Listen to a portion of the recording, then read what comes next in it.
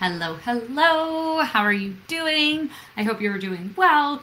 Yes, it is not a Monday because, things just happen. Hashtag life in session. But wanted to join in and connect with you and share a couple of the things that I have been thinking about and sort of mulling over and considering. And one of the big things that just keeps coming up in various conversations that I'm having as the school year is getting started with teachers and as we're getting into new schools and districts, or conversations that are coming up with collaborators on various projects that we have, is this like the data move. What are our students actually doing? What are we asking them to do when they are working with the data? Now, in some ways, this is not at all much of a question or a conundrum as to like why this is a part of coming up in my life. Wait, that does not help.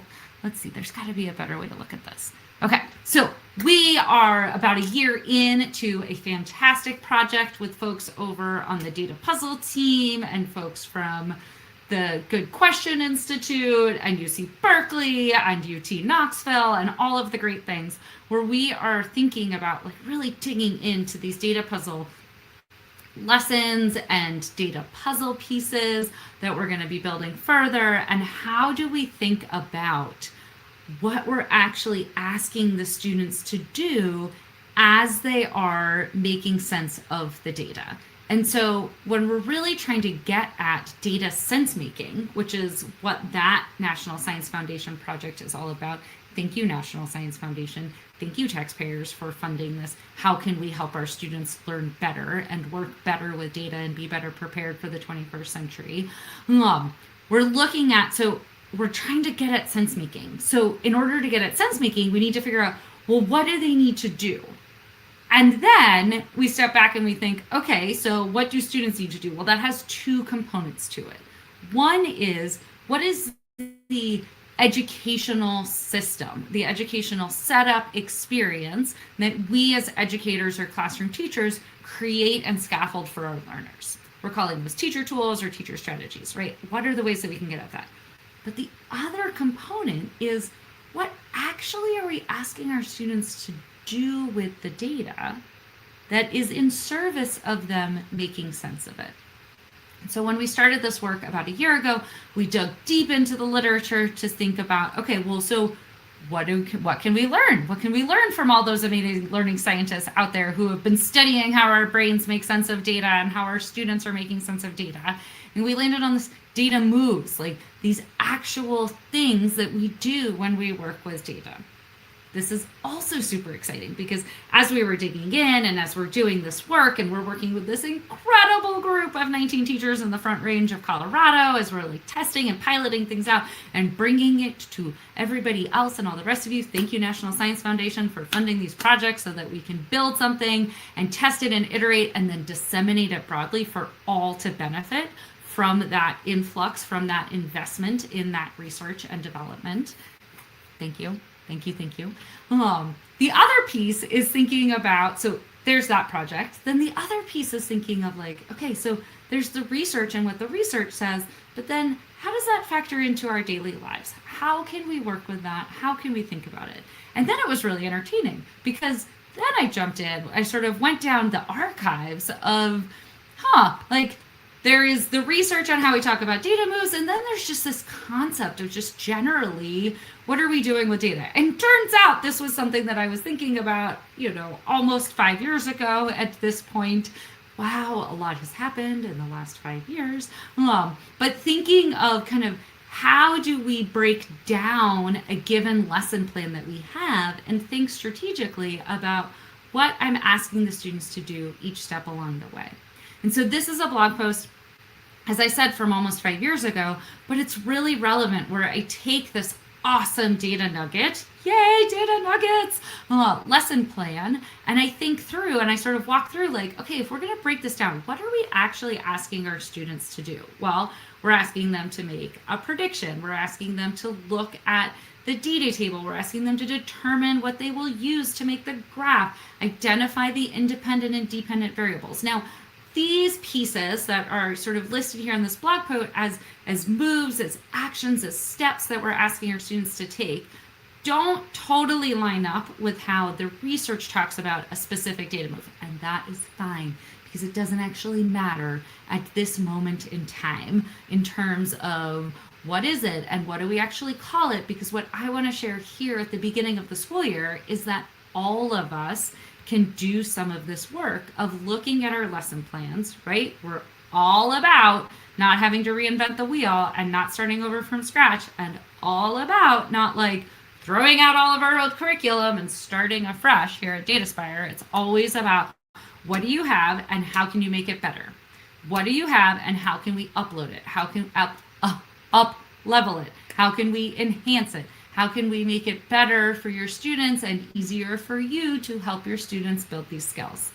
And so what it means is dive into your lesson. Find a lesson in your curriculum that has students working with data, has them looking at a data visualization, has them collecting their own data, making a data visualization, gives them a data table and asks them to make a visualization, gives them some data or a visualization and asks them to make a claim or draw a conclusion from it, asks them to identify some questions that they have about some material and think about what data they would use to explore that question, asks them to plan out an investigation, asks them to look at the functional fit of a line.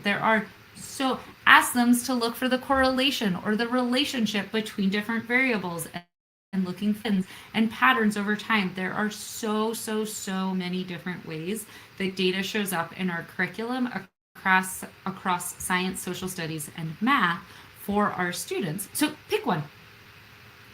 Anyone. You decide. Pick one that's coming up in the next couple of weeks, maybe, in your curriculum, and just take 10 minutes. Actually, it probably wouldn't even take you 10 minutes. Set a timer for 5 and just look through it and identify what are the actual things that I'm asking the students to do with the data. And then think about it. Have we done that before this year? If we have done it before, how did they do with it? Did they all do it really well? Great. Did many of them struggle with it? That might be a good indication that we should do a do now that day or the day before around that skill.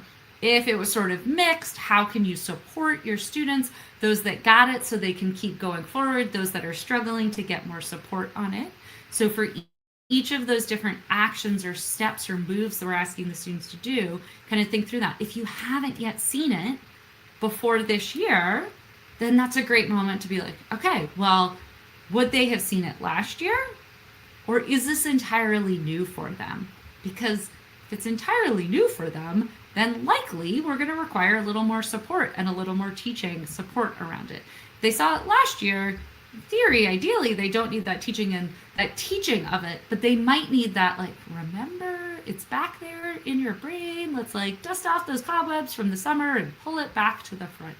And so just sort of taking those 5 minutes to think through, not what am I asking them of the questions or what is the content that we're trying to get to them to. That is super important, and we need that.